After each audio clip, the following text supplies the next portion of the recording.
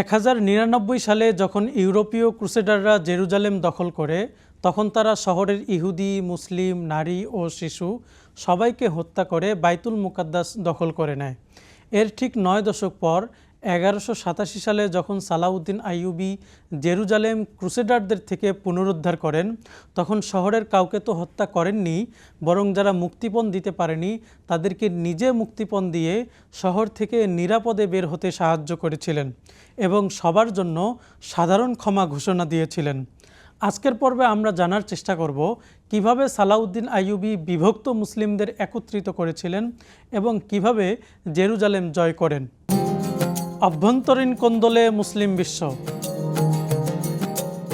সালাউদ্দিন আইয়ুবী যখন মুসলিমদের দায়িত্বে আসেন, তখন মুসলিম বিশ্ব ছিল চরমভাবে বিভক্ত।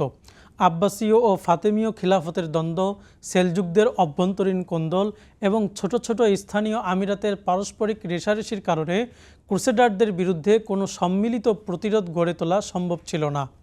জেরুজালেম পুনরুদ্ধারের এই স্বপ্ন বাস্তবে রূপ নিতে শুরু করে মূলত ইমাদ আদ-দ্বীন জেঙ্গি এবং তার পুত্র নুরুদ্দিন জেঙ্গির সময় থেকে।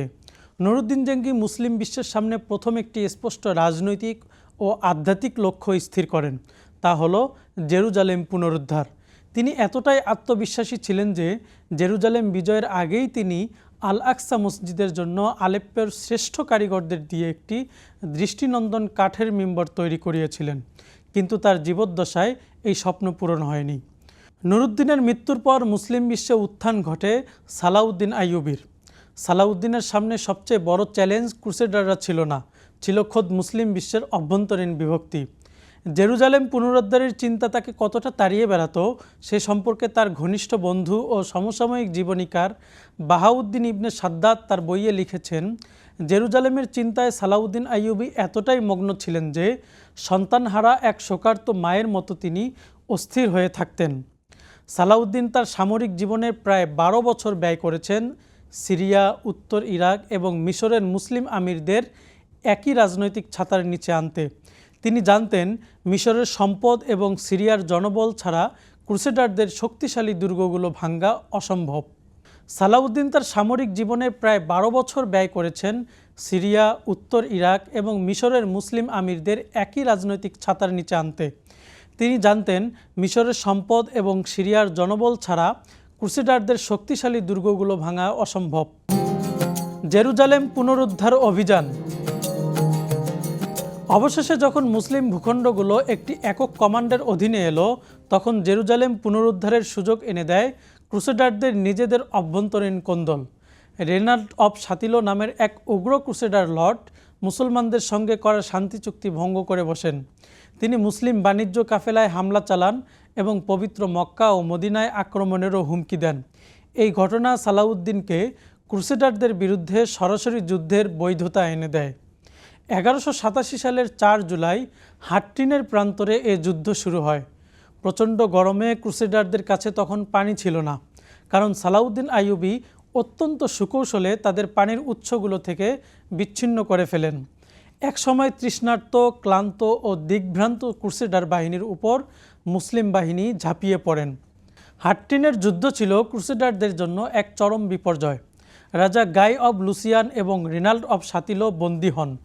সালাউদ্দিন রাজাকে ক্ষমা করলেও চুক্তি ভঙ্গকারী রিনালকে নিজ হাতে মৃত্যুদণ্ড দেন। হাট্টিনের বিজয়ের পর সালাউদ্দিনের জন্য ফিলিস্তিনের দরজা খুলে যায়।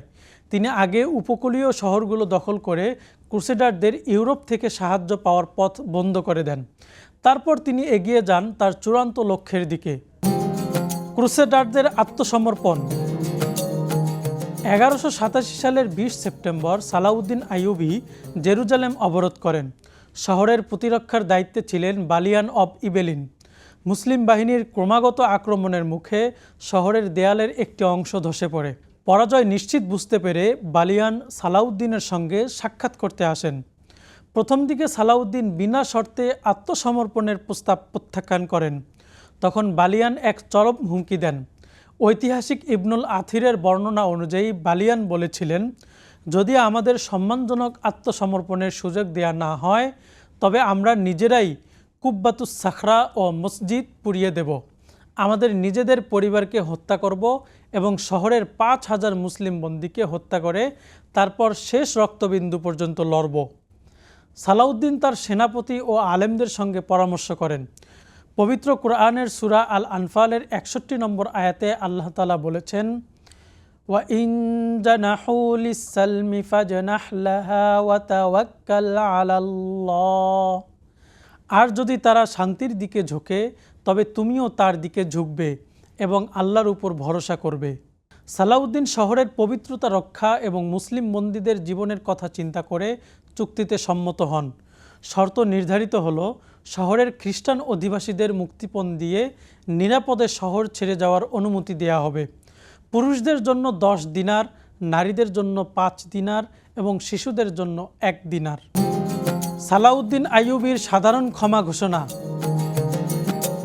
যে স্থান থেকে নবী মুহাম্মদ ঊর্ধ্বাকাশে ভ্রমণ করেছিলেন সেই পবিত্র শহরে সেদিন সালাউদ্দিন প্রবেশ করলেন এক অভাবনীয় ক্ষমার দৃষ্টান্ত নিয়ে। 1099 সালে ক্রুসেডাররা যেখানে রক্তের বন্যা বইয়ে দিয়েছিল, সালাউদ্দিন সেখানে দেখালেন ইসলামী ন্যায় বিচার। ইসলামী যুদ্ধনীতি ছিল সুনির্দিষ্ট ও মানবিক। সহিহ মুসলিমের বর্ণনায় এসেছে, যুদ্ধের ময়দানেও রাসূলুল্লাহ সাল্লাল্লাহু আলাইহি ওয়াসাল্লাম কঠোর নির্দেশ দিয়েছেন, ওয়ালা তাকতুলু ওয়ালিদান ওয়ালাম ইমরাআতান ওয়ালা কাবীরান ফানিয়ান। অর্থাৎ তোমরা কোনো শিশু, নারী এবং জরাজীর্ণ বৃদ্ধকে হত্যা করবে না। এজন্য সালাউদ্দিন আইয়ুবী অযথা কাউকে হত্যা না করে নিরাপদে সবাইকে শহর থেকে বের হতে সাহায্য করেন। মুক্তিপণের টাকা পরিশোধ করতে গিয়ে শহরের দরিদ্র খ্রিস্টানরা যখন বিপদে পড়ল, তখন সালাউদ্দিনের ভাই সাইফুদ্দিন আল আদিল নিজের পকেট থেকে হাজার হাজার মানুষের মুক্তিপণ দিয়ে তাদের মুক্ত করেন। স্বয়ং সালাউদ্দিন বহু বয়স্ক মানুষ এবং বিধবা নারীদের বিনা মুক্তিপণে নিরাপত্তা রক্ষীদের দিয়ে নিরাপদে পৌঁছে দেওয়ার ব্যবস্থা করেন।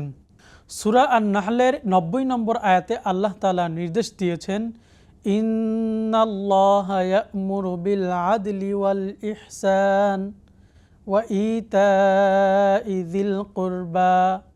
অর্থাৎ নিশ্চয়ই আল্লাহ তাআলা ন্যায়পরায়ণতা, সদাচরণ এবং আত্মীয় স্বজনকে দান করার নির্দেশ দেন। সালাউদ্দিন এবং তার ভাই যেন বিজয়ের চরম মুহূর্তে এই আয়াতেরই বাস্তব প্রতিফলন ঘটালেন। এক নেতার স্বপ্ন আরেক নেতার বাস্তবায়ন। জেরুজালেম বিজয়ের পর সালাউদ্দিনের প্রথম কাজ ছিল আল আকসা মসজিদ এবং কুব্বাতুস সাখরার পবিত্রতা ফিরিয়ে আনা। পুরো মসজিদ গোলাপ জল দিয়ে ধোয়া হলো, আর নুরুদ্দিন জেঙ্গি কয়েক বছর আগে যে মিম্বরটি তৈরি করেছিলেন, সালাউদ্দিন সেটি আলেপ্পো থেকে আনিয়ে আল আকসায় স্থাপন করলেন। একজন নেতার স্বপ্ন আরেকজন নেতা কিভাবে সযত্নে পূরণ করলেন, এটি তারই এক ঐতিহাসিক প্রমাণ। এই যুদ্ধ জয়ে সালাউদ্দিন আইয়ুবী একাই সব কিছু করেননি। এর পেছনে ছিল তার দক্ষ সেনাপতিরা, তার ভাই আল আদিলের মতো কূটনীতিক, শক্তিশালী সৈন্যবাহিনী এবং নুরুদ্দিন জেঙ্গির রেখে যাওয়া একটি রাজনৈতিক ভিশন। জেরুজালেম পুনরুদ্ধার কেবল একটি সামরিক জয় ছিল না, এটি ছিল বিভক্ত জাতিকে ঐক্যবদ্ধ করার, সঠিক সময়ের জন্য ধৈর্য ধরার এবং সর্বোপরি ক্ষমতার চূড়ান্ত মুহূর্তে মানবিকতা ও ধর্মীয় মূল্যবোধ বজায় রাখার এক অনন্য ইতিহাস। ইতিহাস আমাদের শেখায়, কেবল অস্ত্র দিয়ে শহর জয় করা যায়, কিন্তু ন্যায় বিচার ও ক্ষমা ছাড়া মানুষের হৃদয়ে এবং ইতিহাসের পাতায় অমর হওয়া যায় না।